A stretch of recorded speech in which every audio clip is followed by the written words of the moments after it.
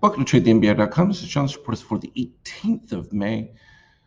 No real shock in what we saw the other day. We had been talking about that while we were, for the S&P at least, in a little bit of weakness. We still expected the support to hold. It was the NASDAQ that really had shown that it was continuing to break into new highs and would lift things. And then we talked about shakeout readings, even particularly on the NASDAQ, how gold was starting to rise. It's been a continuation for it pretty much here on the shakeout for the ES, but a little bit of a rise here now in the shakeout readings here as we're starting to get the positive histogram. Um, Strong move from an MBI with the magenta, so it was all fairly clean, but I really, in my view, it was the Nasdaq that had been the key on this whole thing because it was breaking up to new highs the whole time through, and the S&P still lagging significantly too because it's only caught somewhere in the middle of its 76 to 100% range and not even close to what we're seeing from these MBI readings, relatively speaking, as well as the shakeout, always maintaining positive. And then we saw the gold beginning to rise. We're already at the 100%, so the expectation would be that you would just continue with 100%. But um, my feeling, well, just based on what we were seeing from the realities of it, that the Nasdaq was going to propel the S&P to at least hold itself, if not begin to make that move towards the 100%. That it finally did it is expected. It just took a little while. And that is what it is. Treasuries relatively flat at this particular stage, but more towards the downside with the yield from that spike. Of course, we got rising zero, so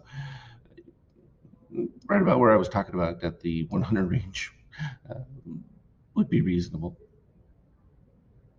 And when I say reasonable, it's just simply a function of where rates are versus what they've been trading at, and that's just about an excess in demand at this particular stage, looking for safety. Oil still hovering at this low 70 range, which if you can stay below that 50%, 73, it's doing okay. Anything over that, you're going to get started back into that whole process. Because see, what you've got is this little base support that developed here, and it sort of mimics that 50% line. So staying below that just will reinforce the softer nature. Not that it's all that great; it's still excessively high relative to some years back, but better than nothing. From a euro standpoint, we've got what all these positive extremes going back here have all been filled, so there's really not much of a concern. It was the spike of the white when we were back over here that we suggested we would move towards 50%.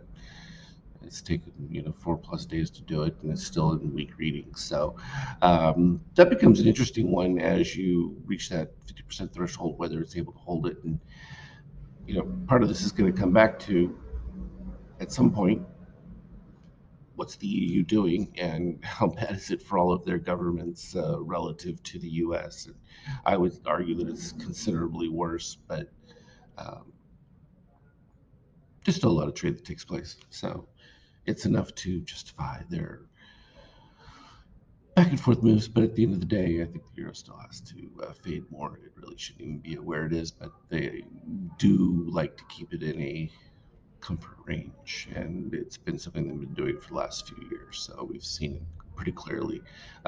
Finding a marked decrease from where things were a couple of years back in the 1.2 range, being under 1.1. It's still excessive given the growth and prospects for GDP. From a gold standpoint, still a little bit fading, and that's coming off of this. We expect that again to move to the 50%, so no different than what we've been seeing from all the different reading setups.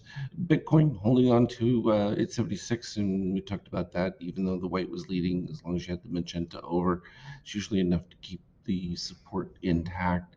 Same thing from ETH, just a little bit of sideways action just until there's some kind of impetus. So this was the critical thing. We kept seeing continued dropping lows, and I kept saying it's got to break out above it, and it did that. That was the critical move, was just breaking up past that peak moment. And once that was accomplished, off to the races. Again, it's just a counter trade. There's so much pessimism, so many people afraid that whenever you have that degree of fear, and you can see it, it usually pops up in mass media. When everyone's talking about a crash, it's not going to be a crash. You're going to go the opposite direction. And then when everyone gets excited, that's when things start to get tumultuous. It's the way it works. It's a classic play. Here we have our post market, kind of erratic from a post market. You can see how things ended um, the other day. Everything was pretty much flat and consistently within that previous algo setups there. And then right towards the end of the day, boom, took off. Now, yeah, you could sell those positive extremes 41.47 uh, coming back through, and then those just follow it all the way up. So pick your poison. Filled back all the way to right about here, um, in between. So not bad, but for the most part, fairly range day until just that late afternoon surge that just drove things to the peaks. And 4,200, not far away. I think if you get past the 4183 level, sort of a sure thing, as much as that can be, just because the momentum starts to kick in and it drives things. It's the way it works. As always, though, I will continue to update you on the Skype chat. Trade well. We'll talk to you later.